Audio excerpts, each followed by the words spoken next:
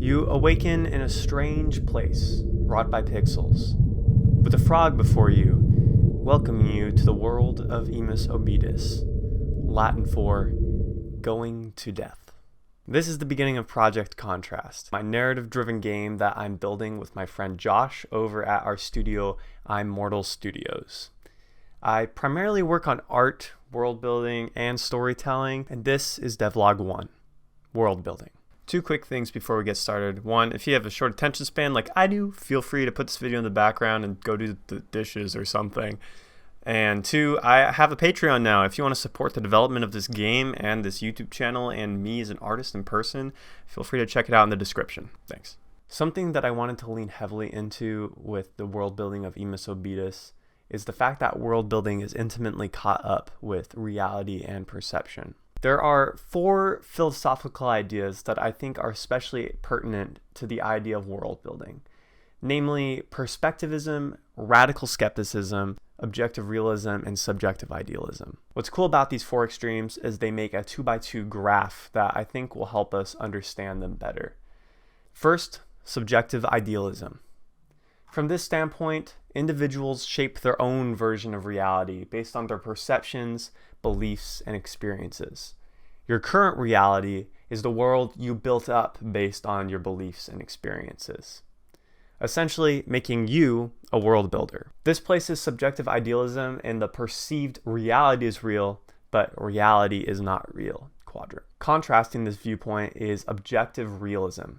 From an objective realist standpoint, there's an external objective reality that exists independently from individual perceptions and beliefs. This perspective emphasizes that there's a shared objective world beyond individual perceptions and beliefs. This places objective realism in the reality is real, but perceived reality is not real quadrant. Then there's perspectivism, which seeks to bridge the gap between idealism and realism, essentially stating that there is an objective world, but our understanding of that objective world is mediated by a subjective experience, placing it into that quadrant. Then there's radical skepticism, which essentially says everything is an illusion. Nothing exists.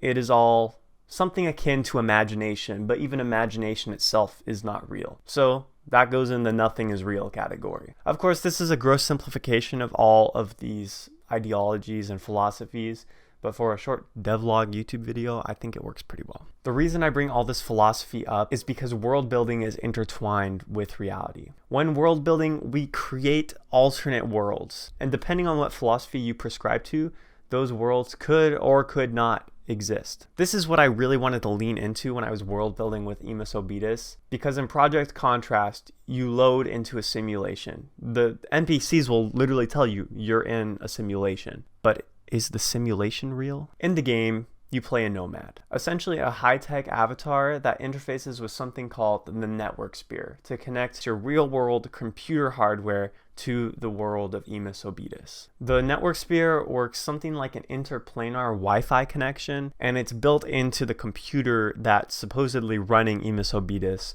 aptly named the Vita Machina.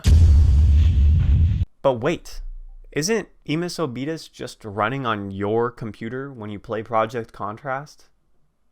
Or is it? We're still nailing down the gameplay mechanics, but we do want player choice to guide the overall outcome of the game's story. For example, if the player takes a radical skeptic route, this simulated world of Imus Obitus is no different from our own world. Both would be considered imagination. Whereas if you take the subjective idealist route, then whatever you experience in this game could very well be real as well. This is something Tolkien did when he was designing Middle-earth, and he actually designed it in a way so that it could be an alternate version of our reality's own history.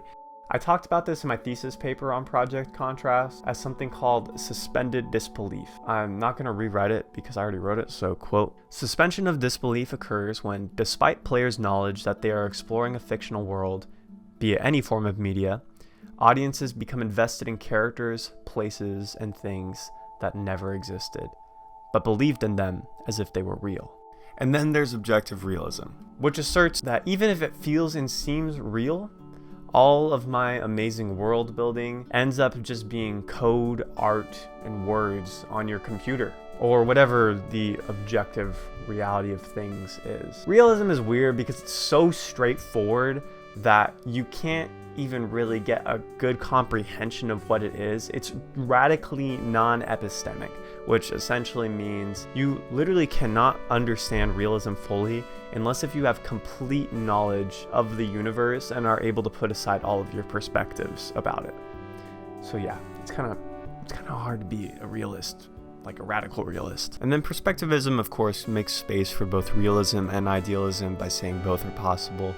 But the point of doing all of this in the first place is essentially giving players the opportunity to assert their own philosophy about reality onto this game world and let that philosophy guide the outcome of the game's story. So what is real? What is the right philosophical perspective? Are you a world builder?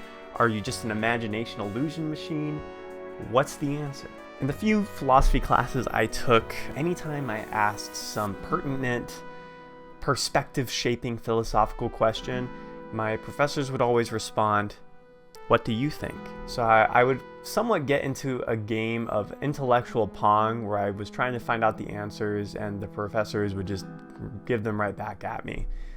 So that's why it's up to you in the game, because there does not seem to be very many answers to these questions, and I think it should be up to the player to decide their own answer in the course of the game. Thank you for watching this video. I know it was a little all over the place with philosophy, world building, game design, but for me, life was kind of all wrapped up together. I tried to separate things to get a better niche online, but I end up making stuff like this, and I kind of enjoy it because it's interesting to me to see the overlap between different questions and ideas, and honestly, why not create my own niche? More to come soon. Thanks for watching. And if you really like this video, consider liking it if you're still here.